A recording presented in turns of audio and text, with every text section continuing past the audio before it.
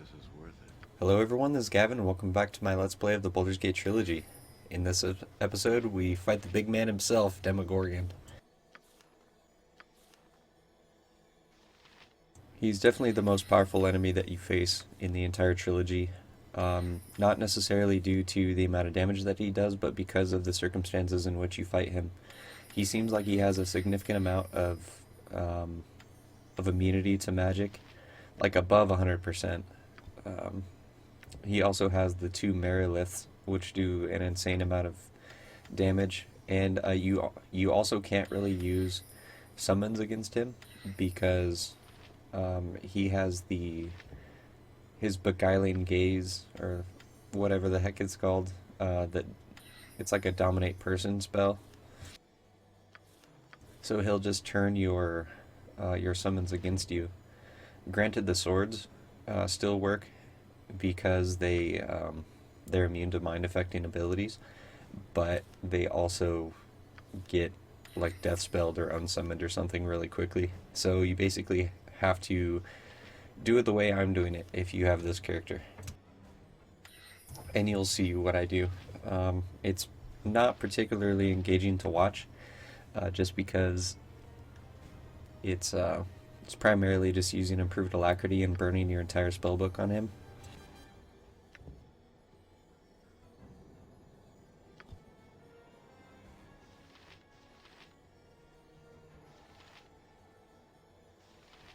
But full disclosure, I fought him once before recording this and failed, and then you'll see me fail once in this episode as well.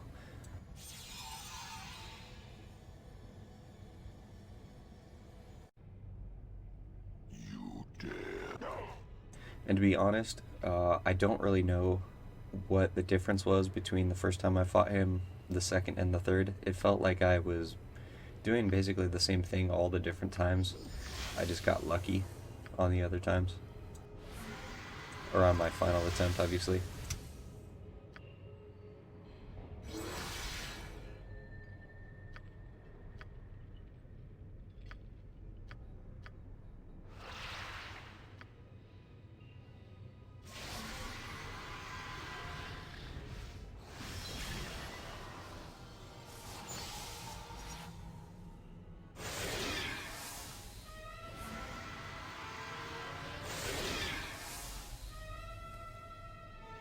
One thing to note when fighting Demogorgon is that he's immune to time stop. His Meriliths are not, but he is.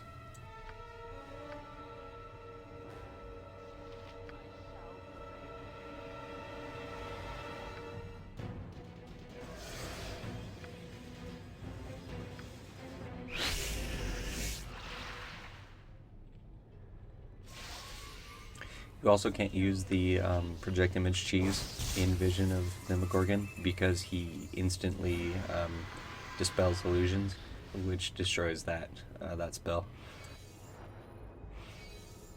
Give me some direction. I'll see to it.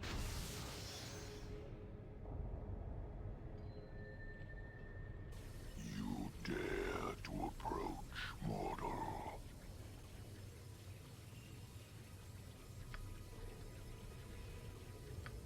Know me then by my best name, mortal. You face Demogorgon.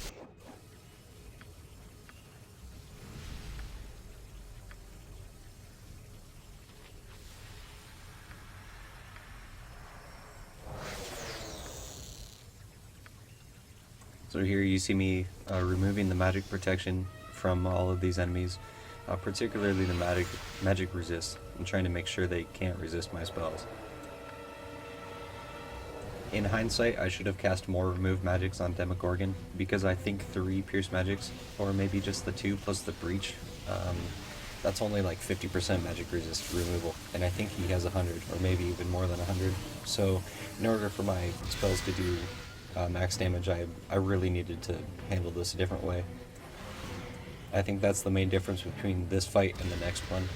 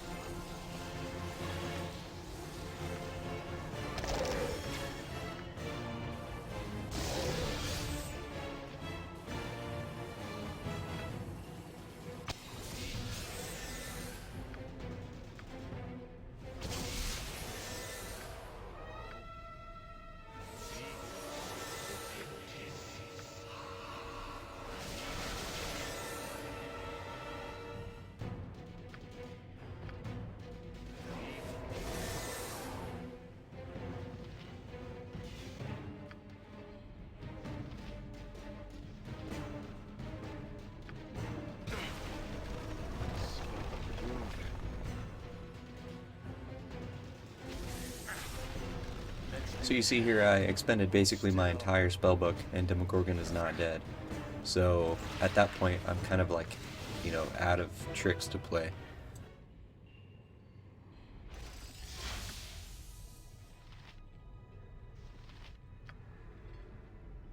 And it's been so long since this character has struggled with anything that I had completely forgotten about Vylor's Helm, which essentially doubles my character's effectiveness because it's another exceptionally powerful spellcaster and a very powerful melee fighter.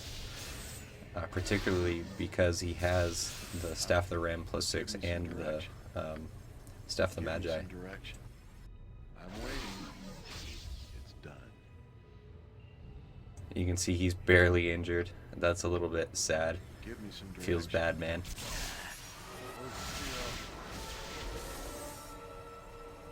I'm waiting.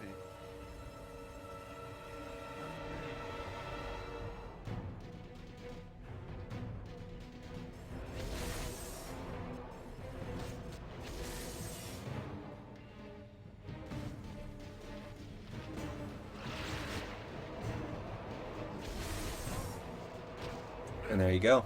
My Berserk wore off. Yeah, English is hard. My Berserk wore off. I got held by something, and then that's an instant death when you're a solo character. You did.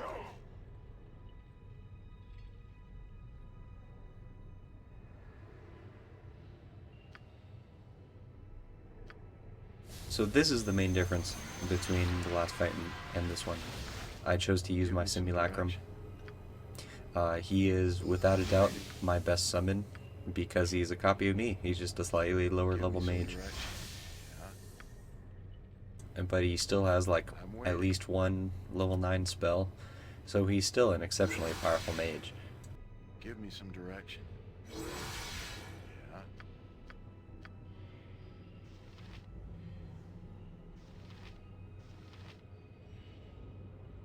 Give me some direction.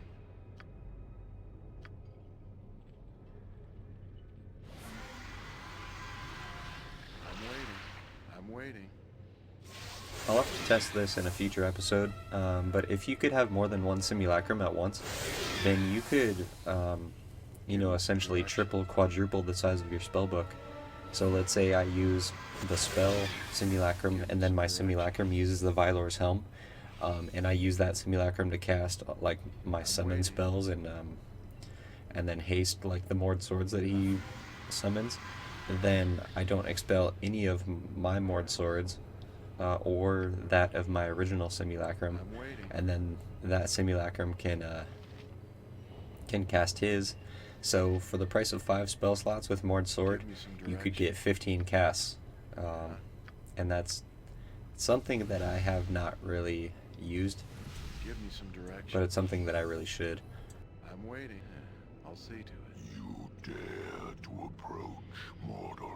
Now keep in mind, with this Demogorgon fight, you do not have to do it, and for the most part you almost never want to, because you actually get more experience not fighting Demogorgon. You get more experience doing the proper ritual scroll by convincing Ordrin of the error of his ways.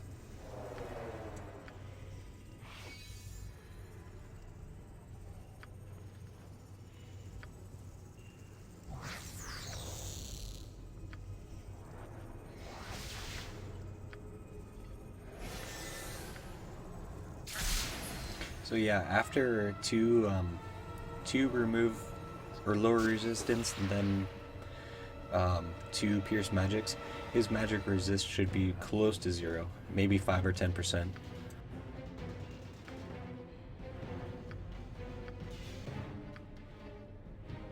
I'm waiting.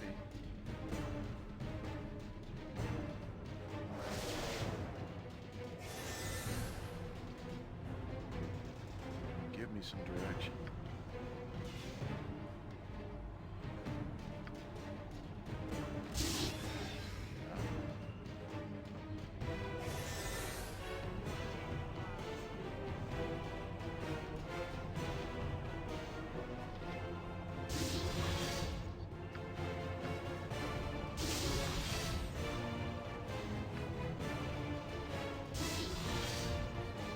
Yeah, so Demogorgon definitely still has some magic resistance after all those removal spells. I have no idea what his base magic resist is. You might be wondering why I cast Chain Lightning and Cone of Cold after not using them for the entirety of the playthrough. That's because they have a 5 or less casting time, so they're instant casts. Same with Melf's Acid Arrow. I just wanted to be able to, you know, burn my entire spell book in one spell cast.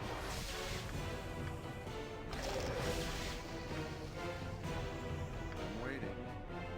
Give me some direction. And Horrid Wilting is definitely the best AoE spell in the game, but it's also a casting time of 8, so it's not instant with improved alacrity. I'm waiting. That's why I saved those for last. Give me some direction. But there you go. You see that it worked out. I'm waiting. No effect.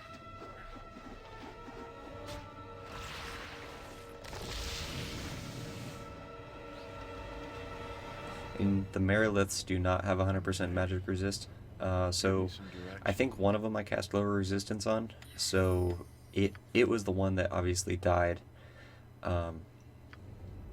during the, you know, my barrage of spells on Demogorgon. It died due to the AoE of all those skull traps.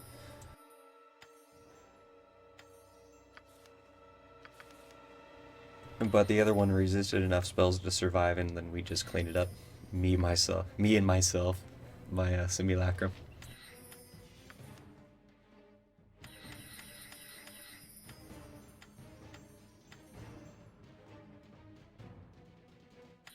And if I'm pronouncing that incorrectly, I apologize.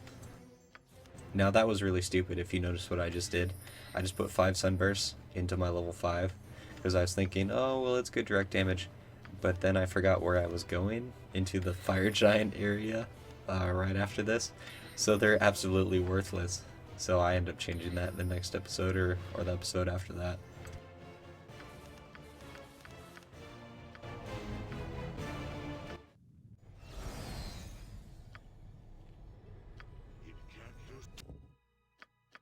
But anyway, for the remainder of this episode, we just sell some items, redo our spell sequencers and contingency, although I don't think the contingency went off.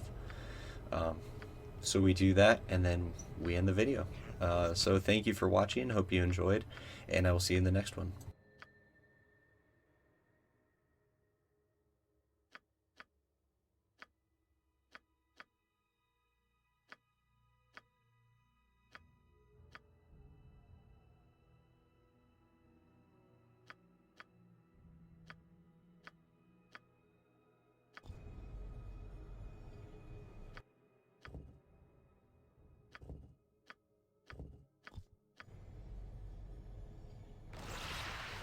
If it must be done.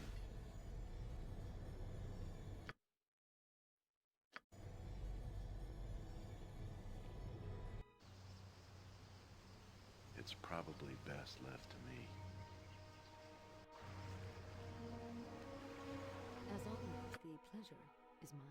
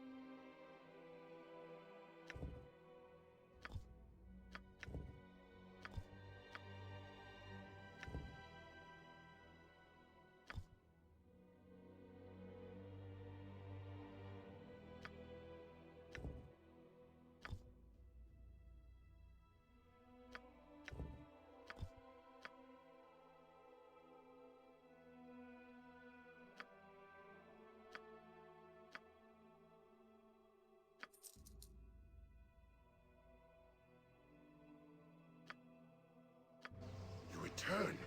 We sensed that the lower vault had been breached. What has occurred? Did you not cast the ritual?